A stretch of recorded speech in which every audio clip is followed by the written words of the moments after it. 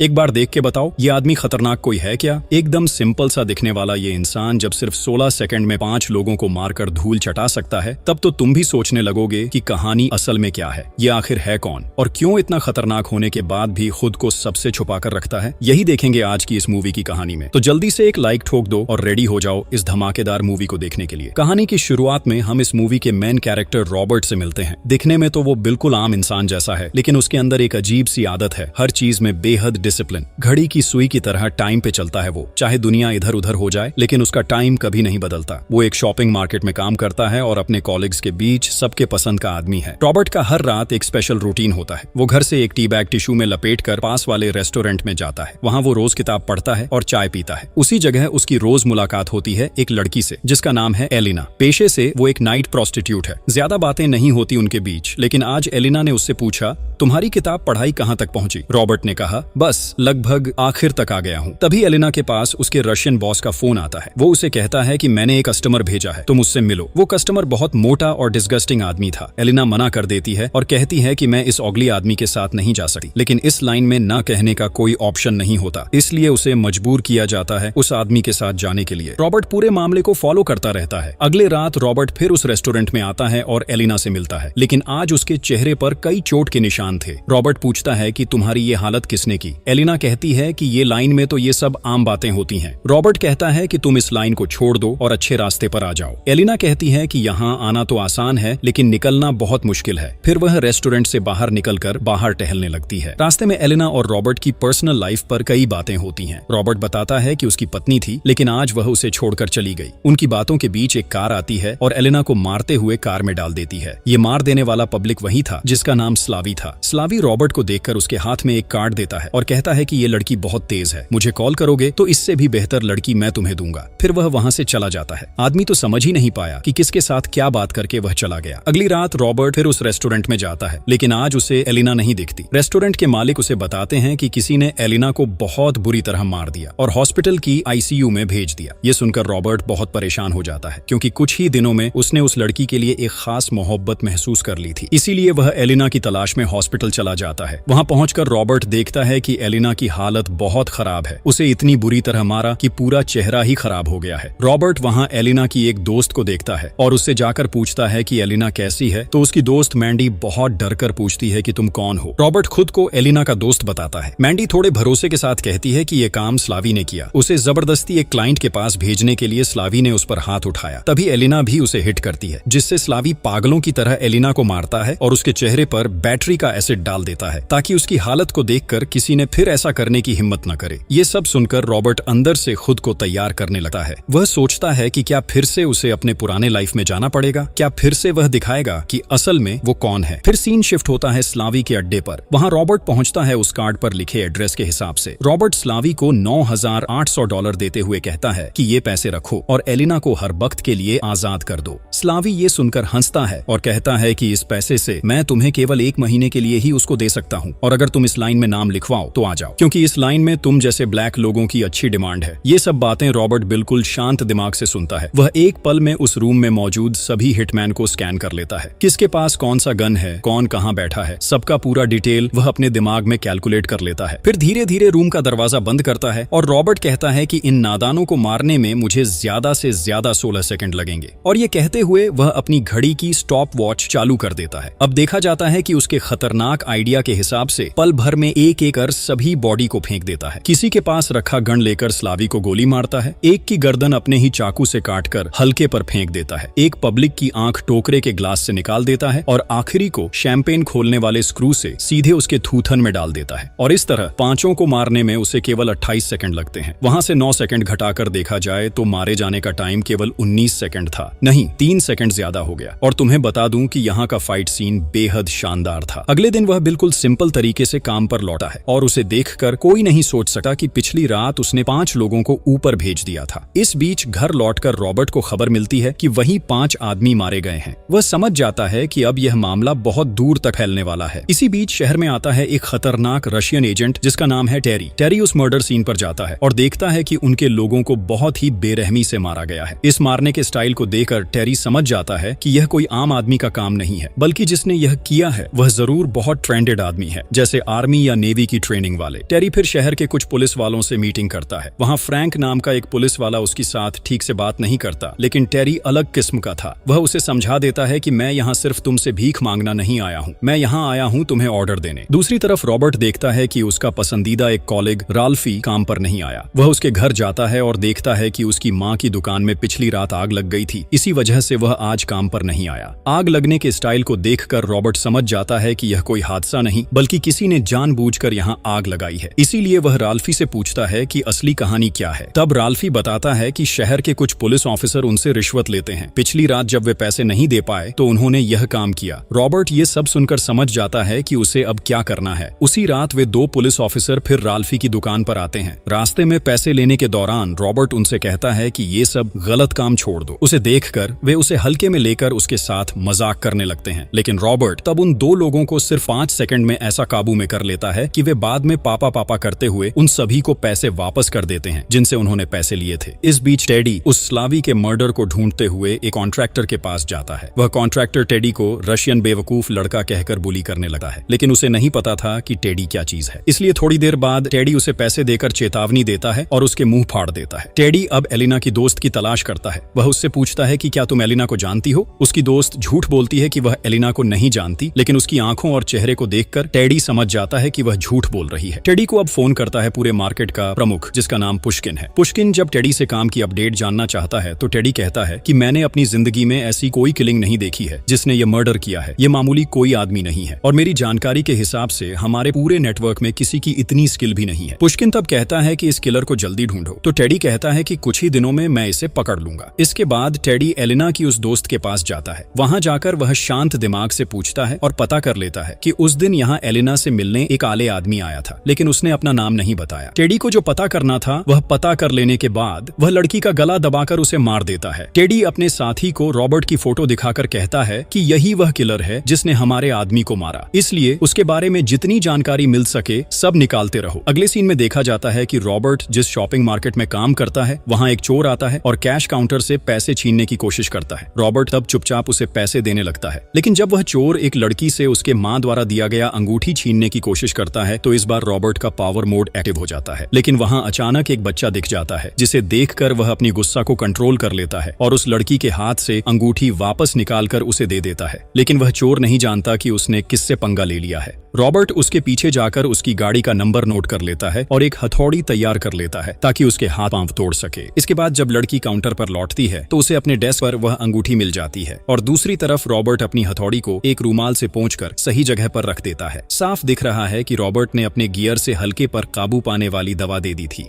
अगले सीन में teddy Robert के घर पहुंचता है। वहां वह खुद को डिटेक्टिव बताकर रॉबर्ट से शांत दिमाग से बातें करने लगा है। रॉबर्ट की आंखों को देखकर टेडी को समझने में देर नहीं लगती कि यही वह आदमी है जिसने सभी को एक साथ मारा था और रॉबर्ट भी समझ जाता है कि वह कोई एजेंट या पुलिस ऑफिसर नहीं है। इसलिए वह सीधे सवाल करता है, मुझे तुम कैसे पकड़ लिया? मैंने कहीं कोई फुटप्रिंट नहीं छोड़ी। टेडी तब बताता है कि लोगों को ढूंढना हमारा काम है। रॉबर्ट तब कहता है, यही तो मैं जानने आया हूँ कि आखिर यह आदमी कौन है। टेडी तब कुछ कहे बिना वहां से चला जाता है। नीचे जाकर कार में बैठते समय वह कहता है कि अब तक जो हमने इस आदमी के बारे में जाना वह सब गलत था। ये कोई मामूली आदमी नहीं है। इसलिए वह पूरी टीम को उस आदमी की तलाश करने के लिए भेज देता है। अपनी पूरी इन्फॉर्मेशन लेकर वह कहता है कि इस आदमी का कोई क्राइम रिपोर्ट नहीं है। वह ठीक से टैक्स भरता है, अच्छी नौकरी करता है और बिल्कुल सिंपल जिंदगी जीता है। टेडी कहता है कि सब कुछ इतनी परफेक्ट तरीके से प्लान किया गया है कि यह आदमी जरूर किसी मिलिट्री में रहा होगा और अगर ऐसा नहीं होता तो इतनी ठीक से अपनी पूरी इन्फॉर्मेशन छुपाना इम्पॉसिबल है। इस बीच रॉबर्ट अपने घर के डिफरेंट जगहों पर कैमरे लगाना शुरू करता है। साथ ही वह वहां कुछ ऐसे एविडेंस रखता है ताकि अगर कोई भी इस कमरे में आए तो कोई इन्फॉर्मेशन बाहर ना निकाल सके। असल में रॉबर्ट ऐसा आदमी था जिसका पुराने रिकॉर्ड्स की कोई इन्फॉर्मेशन पूरी दुनिया में मौजूद नहीं थी। इसके बाद टेडी एक आदमी भेजता है रॉबर्ट के उस रेस्टोरेंट में जहां वह रोज जाता है, क्योंकि उन्हें अपनी आंखों से यह प्रूफ चाहिए था कि क्या यह वही खतरनाक किलर है या नहीं। वह हिटमैन तब खुद को पावर लाइनमैन बताकर कुछ ऑर्डर करता है, लेकिन रॉबर्ट आसानी से समझ जाता है और कहता है कि अगर तुम सच में पावर लाइन ठीक करने वाला आदमी होते तो यह काम तुम्हारे हाथ में पड़ा होता। असल में तुम यहाँ मेरे लिए ही आए हो ना। बेचारी पकड़ में आ गया। जैसे ही वह गोली उठाता है, रॉबर्ट अपनी मशहूर घड़ी की स्टॉप वॉच चालू कर देता है और उसे एक बार स्कैन करता है। बस जो होना था वही हुआ। कुछ ही सेकंड में रॉबर्ट अपनी हाथ में रखी किताब से जगह जगह सही निशाने लगाकर उसे मार देता है और बेचारी लाल पानी मुंह से बहाते हुए गिर जाता है। इसी बीच टेडी भी यह सब अपने लोगों के साथ देख रहा था, लेकिन असली सीन देखने से पहले ही वहां एक कार आकर उन्हें यह शानदार नजारा देखने से रोक देती है। रॉबर्ट चुपचाप फुटी को मार देता है और होटल की पावर लाइन काट देता है। फिर वह रेस्टोरेंट से बाहर निकलकर अपने फोन से टेडी की कुछ पिक्चर खींचता है और वहां से निकल जाता है। इसके बाद टेडी अपने साथियों के साथ रॉबर्ट का पीछा करते हुए उसके घर पहुंचता है। रॉबर्ट होशियार रहते हुए वहां से निकल जाता है, लेकिन वह दूसरे बिल्डिंग में जाकर अपने सेट किए कैमरे से सभी को एक बार अच्छे से देख लेता है। अगले दिन सुबह रॉबर्ट एक पुराने दोस्त से मिलने उसके घर जाता है और यहीं हम रॉबर्ट की असली पहचान समझ पाते हैं। असल में रॉबर्ट एक सीक्रेट एजेंट था। अब सीक्रेट एजेंट्स का काम था कि मिशन खत्म होने के बाद अपने सभी पहचान या डेटा को पूरी दुनिया से गायब कर दें। रॉबर्ट भी ठीक ऐसे ही एक मिशन के बाद अपनी पहचान हमेशा के लिए मिटाने के लिए एक फेक कार ब्लास्ट कर देता है और सबके सामने खुद को मृत साबित कर देता है, ताकि उसके नाम का कोई डेटा किसी पुलिस या माफियाओं के पास न रहे। ये सब करने में उसके दो दोस्तों की मदद होती है और सिर्फ वही लोग जानते हैं कि रॉबर्ट अभी भी जिंदा है। यहाँ रॉबर्ट टेडी की पिक्चर अपने दोस्त सुजान को दिखाता है। अगले दिन सुजान उसे टेडी के बारे में पूरी जानकारी देता है। सुजान बताता है कि टेडी एक खतरनाक रशियन सोल्जर है जो माफिया सिर पुश्किन का दाहिना हाथ है। पुश्किन रूस में बैठा हुआ पूरे अमेरिका में अपना जुआ, शराब और इंसानों का कारोबार करता है। उसकी पॉलिटिकल पावर इतनी ऊपर है कि कोई भी उसकी तरफ उंगली तक नहीं उठा सकता। सुजान उससे कहता है कि तुम एक बहुत बड़े जाल में फंस गए हो, मैं चाहूंगा कि तुम इन सब से दूर रहो। इसके बाद रॉबर्ट सुजान से विदा लेता है। सुजान के पति तब सवाल करते हैं कि जो हेल्प के लिए आया था क्या हम वो कर पाए। सुजान तब कहता है कि रॉबर्ट यहाँ हेल्प के लिए नहीं आया, वह आया था इस गैंग को खत्म करने की परमिशन लेने। परमिशन तो मिल गई, अब शुरू होता है गैंग को खत्म करना। इसलिए रॉबर्ट का पहला कदम था अपने देश के पालतू कुत्तों को थोड़ा सुलझाना। इसके लिए वह उस पुलिस ऑफिसर फ्रैंक के पास जाता है। वहां उसे एक गाड़ी में बिठाकर गाड़ी स्टार्ट कर देता है, लेकिन गाड़ी के गैस पाइप को वह गाड़ी के अंदर फिट कर देता है और रॉबर्ट तब अपनी गाड़ी की सभी खिड़कियां बंद करके उसे एक शानदार गैस थेरेपी देना शुरू कर देता है। गैस थेरेपी सहन नहीं कर पाने के कारण फ्रैंक तब रॉबर्ट की सभी बातें मान लेता है और वे इस रशियन ग्रुप की एक इलीगल फैक्ट्री में रेड डालने के लिए जाते हैं। वहां जाकर रॉबर्ट का दिमाग तो बिल्कुल हिल जाता है। यह इतनी बड़ी गैंग थी कि सिर्फ डॉलर गिनने के लिए ही वहां 20 से ज्यादा स्टाफ काम कर रहे थे। वहां रॉबर्ट खुद को पुश्किन का आदमी बताता है, लेकिन जैसे ही गैंग के एक सदस्य को पता चलता है कि वह झूठ बोल रहा है, वह रॉबर्ट की तरफ बंदूक उठाता है और यहीं रॉबर्ट अपनी खतरनाक स्किल दिखाते हुए सिर्फ आधे सेकंड में उसका बंदूक छीन लेता है और उसे ही होस्टेज बना देता है। इसके बाद रॉबर्ट उसकी असली मशीन में बंदूक लगाकर कहता है कि सबको चुपचाप बंदूक नीचे रख देने के लिए बोलो, नहीं तो तुम्हारी मशीन हमेशा के लिए बेकार हो जाएगी। इतनी खतरनाक धमकी खाने के बाद भी क्या तुम पंगा लोगे? इसके बाद वे सब सरेंडर कर देते हैं। रॉबर्ट तब सभी स्टाफ को बंडल बंडल डॉलर देकर विदा करता है और 911 को कॉल करके इस फैक्ट्री के बारे में बता देता है। इसके बाद रॉबर्ट फ्रैंक से इंफॉर्मेशन लेता है कि इस नेटवर्क का सारा डेटा कहाँ रखा हुआ है। फ्रैंक तब उसे एक लॉकर का पता देता है। रॉबर्ट वहां जाकर कई डॉक्यूमेंट्स और एक पेन ड्राइव पाता है। उस पेन ड्राइव में सभी ट्रांजैक्शन और माफियाओं की इंफॉर्मेशन मौजूद थी। रॉबर्ट तब सारे डेटा FBI को मेल कर देता है। पुलिस जब उस फैक्ट्री में आती है और जो देखती है उसके होश उड़ जाते हैं। वे देखते हैं कि एक पूरे कमरे में डॉलर सजे हुए हैं और सभी बदमाशों को रॉबर्ट ने वहां हाथ पैर बांध कर रख दिया था। इसके बाद हम फिर से टेडी को एक बड़े डॉन के साथ देखते हैं। वह डॉन तब टेडी को हौसला देता है और कहता है कि इस आदमी को पकड़ने के लिए मेरे चंगड़े लोग ही काफी हैं। जब वह थोड़ी देर के लिए वॉशरूम जाता है, तब रॉबर्ट आकर उस डॉन की आंखों में लगे सैंग्लास को तोड़कर टेबल पर रख देता है और कहता है कि तुम्हारे डॉन को मैंने ऊपर भेज दिया है और यहाँ से वह कभी वापस नहीं आ सकता। मतलब समझ रहे हो? ज्यादा साहस दिखाने के लिए डॉन के साथ रॉबर्ट ने क्या किया। टेडी को रॉबर्ट कहता है कि अब तुम्हारे बॉस पुश्किन को आज रात के अंदर ही उसके सारे गलत काम बंद करने को बोलो और यह तुम्हारे लिए मेरी तरफ से आखिरी ऑफर है। ये कहते हुए वह अपने पेपर्स पर एक मोबाइल नंबर लिख देता है और कहता है कि मेरी जिंदगी में मैंने बहुत बुरे काम किए हैं और इसके लिए मैं पछताता हूँ। मुझे फिर से उस लाइन में जाने के लिए मजबूर मत करो। यहाँ रॉबर्ट का एटीट्यूड देखने लायक था। इसी बीच रॉबर्ट को एक लीड मिलती है कि इन माफियाओं का एक बड़ा तेल का कारोबार है, इसलिए वह वहां जाकर उनका पूरा नेटवर्क तबाह कर देता है। ये सब देखकर पुश्किन का दिमाग बिल्कुल हिल जाता है। वह टेडी को फोन करता है और कहता है कि लोगों की डेड बॉडी मैं चाहता हूँ। टेडी तब रूस के सबसे टफ 3 हिटमैन को बुलाकर लाता है। टेडी राल्फी के साथ रॉबर्ट की एक फोटो देखकर समझ जाता है कि रॉबर्ट के करीब के लोग शायद यही हैं। इसीलिए टेडी फिर उस शॉपिंग मार्ट में सभी को होस्टेज बना देता है और रॉबर्ट को फोन करके कहता है कि 30 मिनट के अंदर नहीं आया तो सभी को मार देंगे। रॉबर्ट के पास कोई ऑप्शन न होने के वजह वह उस शॉपिंग मार्ट की ओर निकल पड़ता है। रास्ते में उसकी बस आते देख टेडी कहता है कि जैसे ही नजर पड़ेगी सबको गोली मार देगा, लेकिन बस के अंदर रॉबर्ट नहीं होता। वह दूसरी सड़क से उस शॉपिंग मार्ट में घुस जाता है और स्टोर की सारी लाइट और फैन ऑफ कर देता है और साथ ही एक शानदार म्यूजिक चालू कर देता है। यह देखकर गनमैन राल्फी को लेकर जाता है ताकि उसे बंद किया जा सके और वहीं रॉबर्ट अपने डबल पंच से उस बदमाश का सिर ठंडा कर देता है। राल्फी रॉबर्ट की इतनी खतरनाक मार देकर पूरी तरह शॉक में पड़ जाता है। इसी बीच उस मारे गए बदमाश की वॉकी टॉकी लेकर रॉबर्ट एक गनमैन को बुला लेता है। नतीजा, उसे कुछ समझ में आने से पहले ही रॉबर्ट सिला मार देता है। वह तब राल्फी से कहता है कि तुम सबको लेकर यहीं से तुरंत बाहर निकल जाओ, मैं इन्हें संभाल रहा हूँ। ये कहते हुए रॉबर्ट पूरे शॉपिंग मॉल की मेन लाइट्स ऑफ करना शुरू कर देता है और दुकान के सभी दरवाजे बंद कर देता है। अब असली खेल शुरू होगा। रॉबर्ट दुकान में रखे अलग अलग सामानों से अलग अलग तरह के ट्रैप बनाता है और खुद को असासिन की तरह छिपाकर नजरअंदाज करना शुरू कर देता है। उसी खतरनाक लेवल के ट्रैप से रॉबर्ट एक बदमाश को ट्रैप में डालकर लटका देता है और जब दूसरा बदमाश वहां आता है तो एक तेज ब्लेड उसके गले में डालकर उसे डराने की कोशिश करता है, लेकिन टेडी उसको देखते ही खुद की पास रखा M4A1 गन से गोली करने से रॉबर्ट को गोली लग जाती है, लेकिन इससे रॉबर्ट को कोई खास नुकसान नहीं होता। इसके बाद रॉबर्ट एक ड्रिल मशीन से उसके सिर में ड्रिल करके मार देता है। अब वहां मौजूद सबसे ताकतवर हिटमैन को कंट्रोल करने में उसे काफी मुश्किलें आती हैं, क्योंकि वह रॉबर्ट से 2 गुना बड़ा था, लेकिन अपनी शानदार स्किल के दम पर अंततः रॉबर्ट उसे भी मारने में सफल हो जाता है। लेकिन तब तक रॉबर्ट बहुत ज्यादा घायल हो जाता है और उसी समय राल्फी वहां पहुंचता है और कहता है कि आपने कहा था कि सबको लेकर बाहर निकलो, इसलिए मैं आपको अकेला छोड़कर यहाँ से बाहर नहीं निकल सका। ये कहते हुए घायल रॉबर्ट को राल्फी वहां से बाहर निकालने लगता है, लेकिन जाते समय राल्फी पर एक गनमैन फायर करता है। फिर भी राल्फी बहुत मुश्किल से वहां से निकलने में सफल हो जाता है। रॉबर्ट तब कुछ गैस सिलेंडर एक माइक्रोवेव में रखकर सिग्नल देता है कि आखिरी हिटमैन आए। जैसे ही वह वहां आता है, पूरे गैस सिलेंडर में धमाका कर रॉबर्ट उसे वहीं मार देता है और अब बाकी रह जाता है असली मैन टेडी। टेडी तब राल्फी के पास आता है उसे गोली मारने के लिए, लेकिन ठीक उसी समय रॉबर्ट दुकान के एक पावर टूल गन से टेडी के हाथ पांव में हमला करके उसे अक्षम बना देता है और फिर एक क्लोज हेडशॉट से टेडी का काम तमाम कर देता है। इसके बाद मूवी का सीन चलता है 3 दिन बाद मॉस्को, रूस में। वहां देखा जाता है कि माफियाओं का बॉस पुष्किन बस नहाकर लौट रहा है, लेकिन इतनी सिक्योरिटी के बावजूद रॉबर्ट वहां मौजूद है। रॉबर्ट को देखकर पुष्किन कहता है, तुम क्या यहाँ मुझे मारने आए हो? मुझे मारकर तुम्हें क्या फायदा होगा? रॉबर्ट तब कहता है कि तुम्हें मारने से मुझे शांति मिलेगी। पुष्किन तब कहता है कि असल में शांति की कीमत बहुत ज्यादा है, फिर भी तुम एक प्राइस बताओ, देखते हैं मैं तुम्हें दे सकता हूँ या नहीं। लेकिन बात खत्म होने से पहले रॉबर्ट वहां की लाइट ऑफ कर देता है और गायब हो जाता है। पुष्किन तब देखता है कि उसके बेसिन पर पानी का नल खुला है और जब वह पानी का नल बंद करने जाता है तो रॉबर्ट की सेट की हुई इलेक्ट्रिक तार से उसका हाथ लग जाता है और पुष्किन जिंदगी की आखिरी बार बिजली का झटका खा जाता है। अगले सीन में देखा जाता है कि रॉबर्ट उस बिल्डिंग से नीचे उतर रहा है और उसके आसपास सभी बॉडीगार्ड्स की लाशें पड़ी हैं। समझ ही सकते हो, उसने अकेले पूरे सिक्योरिटी मैन को मारकर फिर पुष्किन के पास गया। भाई ये सीन देखकर मैं खुद भी बहुत हैरान रह गया। आखिरकार रॉबर्ट के मिशन का अंत हो गया, इसलिए वह बस्टन वापस जाकर पहले की तरह नॉर्मल जिंदगी जीने लगता है। वहीं अब उसकी मुलाकात एलिना से होती है। एलिना अब बताती है कि वह पूरी तरह से एक अच्छी जिंदगी जी रही है। अब वह किताब पढ़ती है, नौकरी करती है। ये सब देखकर रॉबर्ट बहुत खुश हो जाता है। रॉबर्ट को एलिना अपनी जिंदगी बदलने के लिए थैंक्स बोलते हैं। वहीं आखिरी सीन में देखा जाता है कि रॉबर्ट एक किताब पढ़ रहा है जिसका नाम है द इनविजिबल मैन। साथ ही वह अपनी पहचान को फिर से नए सिरे से सजाने के लिए एक नई नौकरी ढूंढ रहा है और यहीं पर मूवी खत्म हो जाती है।